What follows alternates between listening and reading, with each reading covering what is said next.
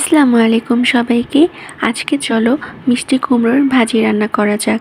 তো প্রথমেই মিষ্টি কুমড়াকে এভাবে স্লাইস করে কেটে নিয়েছি।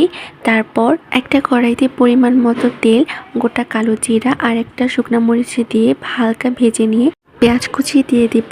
পেঁয়াজটাকে হালকা ভেজে নিয়ে তারপর কাঁচা মরিচ দিয়ে দিব। তারপর সামান্য একটু হলুদের গুঁড়া, মরিচের গুঁড়া আর পরিমাণ মতো লবণ দিয়ে সব কিছু ভালো করে মিক্স করে নিয়ে কেটে রাখা মিষ্টি কুমড়োগুলোকে দিয়ে দেব এবং সবগুলো ভালো করে মিশিয়ে নেব। এখন ঢাকনা দিয়ে ঢেকে কিছুক্ষণ রান্না করে নেব। এরপর ঢাকনা উঠিয়ে হালকা নেড়ে চেড়ে আবার ঢাকনা দিয়ে কিছুক্ষণের জন্য ঢেকে দিব। এতে করে মিষ্টি কুমড়াটা সফট হয়ে যাবে এবং রান্নাটাও খুবই তাড়াতাড়ি হয়ে যাবে। তো এই তো আমাদের মিষ্টি কুমড়োর ভাজি তৈরি হয়ে গেছে। এটা মাত্র 10 কি 15 মিনিটের মধ্যে এই ভাজিটা একদম পুরো কমপ্লিট হয়ে যায়। তো রেসিপিটি কেমন লেগেছে অবশ্যই আমাকে জানিয়ে যাবা। আর এভাবে বাসায় তোমরা রান্না করে ট্রাই করে দেখো। এভাবে মিষ্টি কুমড়ো ভাজি রান্না করলে খেতে খুবই মজা হয়ে থাকে।